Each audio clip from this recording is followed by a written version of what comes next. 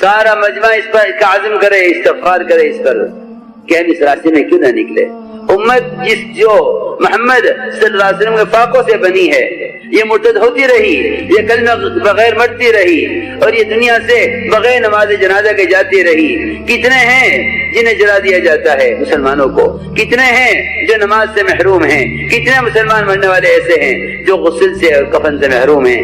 صرف خدا کی قسم وجہ صرف یہ ہے کہ مسلمان نے مال کمانے کو، اپنے گھر میں بیٹھ کر عبادت کرنے کو، اپنے ذکر و تلاوت کو کام سمجھا، اللہ کے راستے پھرنے کو کام نہیں سمجھا۔ خدا کی قسم، پھر خدا کی قسم، دنیا میں جتنا ارتداد ہے وہ صرف دعوت کی محنت کو چھوڑنے کی وجہ سے ہے، اور کوئی وجہ نہیں ہے۔ دین کے سارے شعبے اپنی جگہ قائم ہیں، لیکن امت اس ارتداد سے بچ نہیں سکتی۔ جب تک مسلمان دعوت کی نسبت پر صحابہ کی طرح دین کو لے کر حرکت میں نہ آئے، اس وقت تک امت اس ارتداد سے بچ نہیں سکتی۔ ان سارے شعبوں کی ضرورت ہے ان کے لیے جن میں علم کی طلب ہے، یہ سارے شعبے ان کے لیے ہیں جن میں دین کی طلب ہے۔ امت بے شمار ہے۔ یہ کہتا ہے حلال کمانا عبادت ہے، موسیٰ فرماتے تھے جو امت مرتد ہو رہی ہو حلال کمانا جرم ہے، اللہ پوچھیں گے تیرے سے، تو خوش نہ ہو کہ میں حلال کما کے بچوں کو پال رہا ہوں، خوش نہ ہو، اللہ تجھ سے حساب لیں گے اس کا کہ میرے نبی کی امت جو میرے نبی کے فاقوں سے بنی تھی وہ مرتد ہو رہی تھی، تو گھر بیٹھ کر کمانے کو سمجھ رہا تھا کہ یہ دین ہے۔ اللہ پوچھیں گے تجھ سے قیامت میں۔ ایسا نہیں ہے کہ حلال کمانے والے کو یوں ہی انبیاء اور شہداء کے ساتھ شامل کر دیں گے، ایسا نہیں ہے۔ صحابہ کرام نے اس دین کی محنت کے مقابلے میں حلال کمانے کو ہمیشہ جرم سمجھا ہے۔ آپ ذرا سر اٹھا کے دیکھو، ذرا ٹھنڈے دماغ سے پڑھو صحابہ کو، پتہ چلے گا کہ دعوت کی نقل حرکت کے لیے صحابہ نے کیا کیا ہے۔ یہ سمجھتے ہیں کہ کافروں کو سے مقابلے کے لیے نکلا کرتے تھے، ہرگز غلط بات ہے۔ وہ کوئی وقتی تقاضا کبھی ہوا ہے، ورنہ صحابہ کا خروج امت کو جہنم سے بچانے کے لیے، صحابہ کا نکلنا امت کو علم پہنچانے کے لیے، صحابہ کا نکلنا امت کو ہدایت پر لانے کے لیے ہوتا تھا۔ وہ میدان قتال بھی دعوت کو نہیں چھوڑتے تھے کہ اب بھی یہ مان جائیں اور اسلام پر آ جائیں۔ یہ تو انتہائی تنگ ذہنی اور انتہائی ناسمجھی کی بات ہے کہ صحابہ کی نقل و حرکت کو محض قتال پر محمول کیا جاوے، یہ تو بہت تنگ نظری کی بات ہے۔ ورنہ اصل مقصد یہ تھا خروج و نقل و حرکت کا کہ ایک آدمی کو سمجھ میں نہیں آتا کہ اتنے علم کو کیا کروں، اور ایک آدمی ایسا ہے کہ اس کو کلمہ لا الہ الا اللہ کے الفاظ کی بھی خبر نہیں ہے، وہ دنیا سے جا رہا ہے، اس کو کلمے کے الفاظ کی بھی خبر نہیں ہے۔ امت کی یہ نقل و حرکت اس لیے تھی تاکہ اس اختلاط سے علم جاہلوں میں آوے، ایمان ان لوگوں میں پہنچے جو ایمان کے بغیر دنیا سے جا رہے ہیں۔ یہ تھی اصل بات۔ اس لیے میں عرض کر رہا کہ جتنے اس وقت نہیں نکل رہے ہیں، واپس جا رہے ہیں اپنے گھروں کو، یہ روتے ہوئے جائیں، استغفار کرتے ہوئے جائیں، تو امید کی جا سکتی ہے کہ اللہ ان کے اس غم اور ان کے استغفار سے اللہ انہیں آگے کام کے لیے قبول کر لے، ورنہ اللہ کی ذات بہت مستغنی ہے۔ اللہ نے تو خود چنے ہوئے صحابہ کے بارے میں کہہ دیا اگر تم یہ کام نہیں کرو گے ہم دوسروں کو لائیں گے، تمہیں ہٹائیں گے، ان تتولوا یستبدل قوما غیرکم، صحابہ کے بارے میں کہہ دیا اللہ نے۔ حالانکہ اللہ نے منتخب کیا ہے ان صحابہ کو آپ کی صحبت کے لیے اور آپ کی نصرت کے لیے۔ اللہ یہ فرما رہے ہیں کہ اگر تم بھی یہ کام چھوڑ دو گے، یہ کام نہیں کرو گے اور نبی کی مدد نہیں کرو گے اس کام میں، اور دعوت اللہ کو چھوڑ دو گے، تو ہم تمہیں ہٹا کر دوسروں کو لائیں گے۔ یہ اللہ صحابہ سے فرما رہے ہیں۔ اس لیے پورا مجمع اس پر استغفار کرے، اے اللہ ہمارا جرم ہے یہ، ہمارا گناہ ہے یہ، اور ہمارے پاس کوئی عذر نہیں ہے پیش کرنے کو کہ ہم نے اس کام کو کام نہ بنایا۔ اور تیرے راستے کی وہ نقل و حرکت جس پر تو نے انبیاء کو بھیجا ہے، جس پر تو نے صحابہ کو جمایا تھا، اے اللہ ہم نے اس کام کو چھوڑا ہے، یہ ہمارا سب سے بڑا جرم عظیم ہے۔ مولانا صاحب رحمۃ اللہ علیہ کی کوئی دعا ایسی نہیں جس میں حضرت نے اللہ سے رو رو کر اس پر استغفار نہ کیا ہو کہ اللہ ہم سے سب سے بڑا جرم یہ ہوا کہ ہم نے دعوت اللہ کو چھوڑا ہے۔ حضرت کے مولانا صاحب کی دعا میں ہے، مولانا صاحب کی دعا میں ہے یہ جملہ کہ ہمارا سب سے بڑا جرم یہ ہے کہ ہم نے دعوت کے کام کو چھوڑا ہے۔ یہ ہمارا سب سے بڑا جرم ہے۔ اس زمانے میں امت اس کام سے جاہل اور ناواقف ہو کر یہاں تک پہنچ چکی ہے کہ سمجھتے ہیں کہ اس راستے میں پھرنا تو ایک مباح چیز ہے، کرو ٹھیک ہے، نہ کرو تو کوئی بات نہیں۔ ہر زمانے میں کوئی نہ کوئی کام دین کا ہوا ہے، یہ بھی زمانے کا کام ہے۔ جی ہاں، یہ نہ جاننے والوں کی باتیں ہیں جو اس کام کے مقاصد سے اور جو صحابہ کرام کی اس لیے کہ کام کو سمجھنے کے لیے وہاں علیہ صاحب کو ملفوظات، وہاں صاحب کے بیانات، اس سے اوپر صحابہ کی نقل و حرکت کے واقعات، ان کا پڑھنا انتہائی ضروری ہے کام کو سمجھنے کے لیے، ورنہ خروج اور نقل و حرکت کو یہ کہہ کر چھوڑ دیا جائے گا کہ اس زمانے بعد کے پہنچانے کے ذرائع نہیں تھے، اب ذرائع ہیں، لہذا اس کی ضرورت نہیں ہے۔ سنو غور سے، خود فرماتے ہیں عمر رضی اللہ تعالیٰ عنہ، اگر دنیا میں 3 کام نہ ہوتے، پہلا کام اللہ کے راستے میں پھرنا، جسے لوگ کہتے ہیں یہ کوئی کام نہیں ہے، حضرت فرماتے ہیں کہ یہ کام نہ ہوتا میں دنیا میں رہنا پسند نہ کرتا۔ اللہ کے راستے میں پھرنا، اللہ کے ذمہ لمبے لمبے سجدے کرنا، عبادت، اور علماء حق کے مجالس سے علم کو چن چن کر اپنے اندر اس طرح پیدا کرنا، علم کی باتوں کو جس طرح عمدہ کھجوریں چن چن کر کھائی جاتی ہیں، اگر یہ 3 کام نہ ہوتے، دعوت، عبادت اور تعلیم، حضرت فرماتے ہیں میں دنیا میں رہنا پسند نہ کرتا، یعنی دنیا میں رہتا ہی ان 3 کاموں کی وجہ سے ہوں۔ اس لیے عرض کرا جتنے واپس جا رہے ہیں یہ استغفار کرتے ہوئے جائیں اور یہ عزم کریں کہ اپنی مسجدوں کو ان اعمال پر جو بتایا گیا ہے اور اپنے گھروں کے اندر بھی یہ اعمال دعوت قائم کریں گے۔ تعلیم گھر کی بھی ہے، جس میں قرآن کی تصحیح کا حلقہ سب سے بنیادی عمل، سب سے پرانا عمل، ہجرت سے پہلے کا عمل، حضرت عمر کی ہدایت پر آنے کا ذریعہ گھر کی تعلیم میں قرآن کی تصحیح کا حلقہ، گھر کی تعلیم میں قرآن کو صحیح کرنے کا حلقہ حضرت عمر کی ہدایت پر آنے کا ذریعہ ہے، وہ بھی اس دن جس دن محمد صلی اللہ علیہ وسلم کو قتل کرنے کے لیے جا رہے تھے کہ میں آج قصہ نمٹا کر آتا ہوں۔ وہاں پہنچے بہن کے گھر میں، وہاں کیا ہو رہا تھا؟ وہاں ایسا نہیں تھا کہ الگ الگ بیٹھے لوگ تلاوت کر رہے ہوں، نہیں، حلقہ لگا ہوا تھا۔ یہ حلقے کا ہی اثر ہے۔ حلقے کو ملائکہ گھیرتے ہیں اپنے پروں سے، ان پروں میں داخل ہونے والا عمر جیسا ضدی آدمی اسلام کے بارے میں، وہاں پہنچ کر عمر نے فرمایا کہ میں اسلام قبول کرنا چاہتا ہوں، مجھے دکھا تم کیا پڑھ رہے تھے۔ جس کا اندر کا تقاضا یہ ہو نعوذ باللہ کہ میں آپ کو قتل کر کے اس اسلام کی بنیاد کو ختم کر دیتا ہوں، جس کا ارادہ یہ تھا وہ قرآن کے حلقے سے اسلام کا طالب بن کر جا رہا ہے آپ کی خدمت میں۔ سوچو تو صحیح کہ کیا قرآن کے حلقے کا اثر ہوگا۔ اس لیے ان اعمال کو اعمال صحابہ یقین کرو۔ روزانہ گھر کے مرد کو چاہیے گھر میں عورتوں کو لے کر بیٹھے اور اجتماعی حلقہ لگائے قرآن کا، اور ایک سے ایک آیت پڑھوائے، ایک آیت صحیح کرائے، انہیں روزانہ قرآن کی مشق کرائے، پھر کتابی تعلیم ہو، اس کے بعد 6 نمبر کا مذاکرہ ہو، اللہ کے راستے میں نکلنے کے لیے عورتوں کی تشکیل ہو۔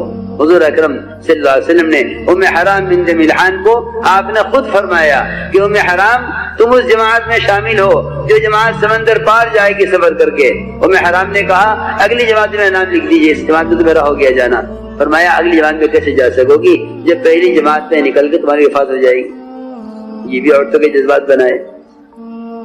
یہ تو یوں سوچے مہربانی ان تو گھر میں رہنے دو، یہ تو گھر میں رہیں۔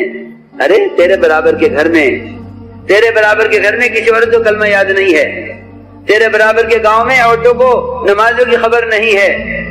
فلاں ملک میں جا کے دیکھو لاکھوں گھر ملیں گے جس میں کوئی کلمہ لا الہ الا اللہ پڑھنے والا نہیں ہے۔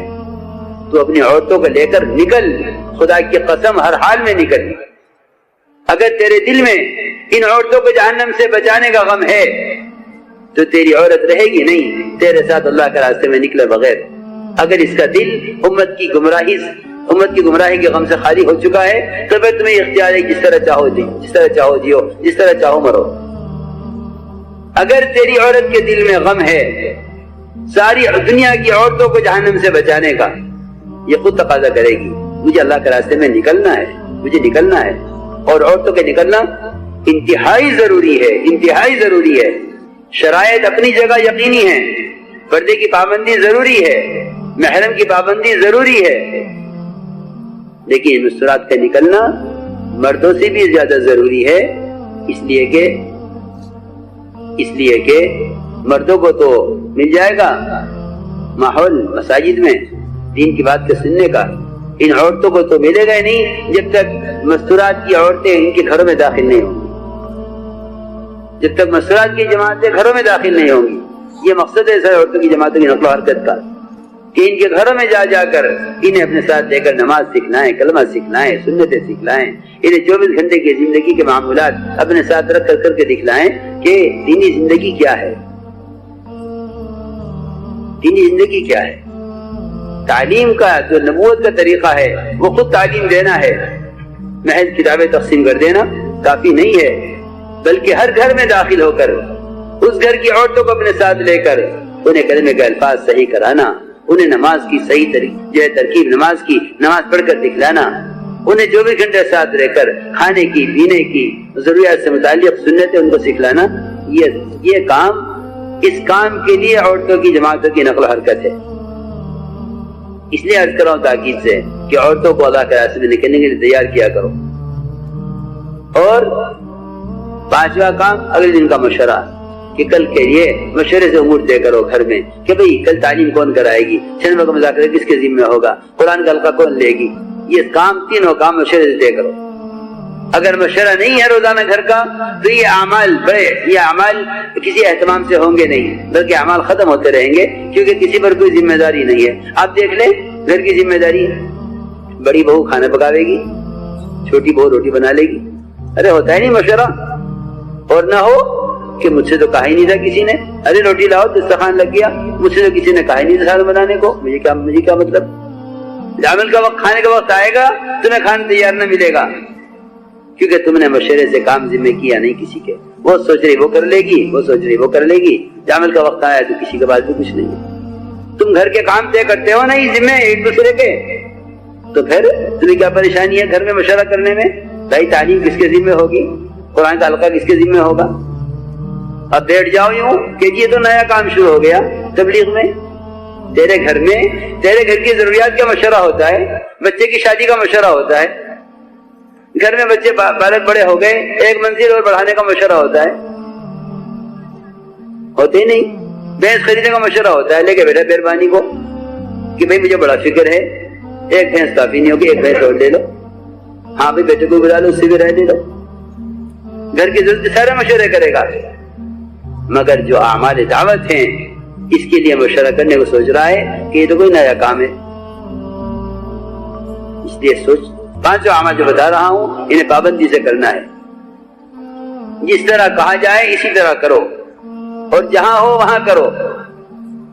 جی کہ اعمال دعوت براہ راست اعمال صحابہ ہیں، اعمال دعوت براہ راست اعمال نبوت ہیں، یہ تربیت کے لیے ہیں۔ اس طرح میں نے عرض کیا کہ اللہ کا دھیان جمع کر اللہ کا ذکر بھی کرو، افضل ذکر قرآن کی تلاوت ہے، اور یہ صبح شام کی تسبیحات، تیسرا کلمہ استغفار، اللہ کا دھیان جمع کر اللہ کا نام لو۔ اللہ کے دھیان کے بغیر ذکر کرنے سے سستی غفلت پیدا ہوتی ہے، اللہ کے دھیان دلوں کے اندر جمانا ہوتا ہے دلوں کی غفلت کو توڑنے کے لیے، لیکن اگر ذکر بھی اللہ کے دھیان کے بغیر ہوگا تو یہ غفلت ختم نہ ہوگی، اس لیے اللہ کا دھیان جمانے کی پوری کوشش کرو، جب ذکر کرو زبان کو دل کے تابع کرو، اس طرح ان تسبیحات کا اہتمام کرنا ہے۔ قرآن کی تلاوت افضل ذکر ہے، تمام اذکار میں سب سے افضل ہے، قرآن کی تلاوت کو بنا معمول بنا لو کہ اللہ کی ذات سے نکلا ہوا کلام ہے۔ عثمان فرماتے تھے اگر تمہارے دل پاک ہوتے قرآن کی تلاوت سے پیٹ نہ بھرتا، اس لیے قرآن کی تلاوت کو اپنا معمول بنا لو۔ یہ ہیں وہ کام ہمارے عبادات جو اللہ سے متعلق ہیں۔ ایک بڑا شعبہ ہے جو مخلوق سے متعلق ہے، حقوق، پڑوسی کے حقوق، والدین کے حقوق، رشتہ داروں کے حقوق، عام مسلمانوں کے حقوق، ساری دنیا کے بسنے والے انسان، وہ میرا پڑوسی کوئی بھی ہے، کسی مذہب کا، کسی خیال کا ہے، اس کا مجھ پر کیا حق ہے، پڑوسی کا کیا حق ہے؟ فرماتے ہیں حضور اکرم صلی اللہ علیہ وسلم کہ جبرائیل مجھے پڑوسی کے بارے میں اتنی وصیت کرتے رہے، اتنی وصیت کرتے رہے، اتنی وصیت، اور اس کی پڑوسی کی کہ خیال رکھنے کی مجھے اتنی تاکید کرتے رہے کہ مجھے یقین ہونے لگا کہ اب یہ پڑوسی کو وارث بنا دیں گے، پڑوسی کو وارث بنا دیں گے کہ یہ مرے تو پڑوسی کو مال سے حصہ ملے۔ یہ کہتے ہیں آپ کہ جبرائیل مجھے وصیت کرتے رہے پڑوسی کے بارے میں، یہاں تک کہ میں سمجھ گیا کہ یہ تو اب پڑوسی کو وارث بنا دیں گے، رشتہ داری ہو یا نہ ہو لیکن وراثت سے پڑوسی کو بھی حصہ ملے۔ اتنے پڑوسی کو حقوق ہوتا ہے۔ ان حقوق کی ادائیگی کی مشق جو ہوگی اجنبی لوگوں کی خدمت کرنے سے ہوگی، اللہ کے راستے میں نکل کر جنہیں ہم جانتے نہیں پہچانتے نہیں ان کی خدمت کر رہے ہیں۔ خدمت سے دلوں میں تواضع پیدا ہوتی ہے، تواضع سے آدمی حق ادا کرتا ہے، تکبر سے آدمی حق مارتا ہے۔ جتنے حقوق مارے جا رہے ہیں دنیا میں صرف کبر کی وجہ سے، بادشاہ حق مارتے ہیں رعایا کا، حکومتیں حق مارتی ہیں پبلک کا، بڑے تاجر حق مارتے ہیں چھوٹے تاجروں کا، اس لیے کہ بڑائی سے تکبر آتا ہے اور تکبر سے آدمی چھوٹوں کا حق مارتا ہے۔ اصل بات یہ ہے اللہ کے راستے میں نکل کر خدمت کریں گے تو ہمارے اندر تواضع آئے گی۔ تواضع آتی ہے خدمت کرنے سے، بڑائی آتی ہے خدمت لینے سے۔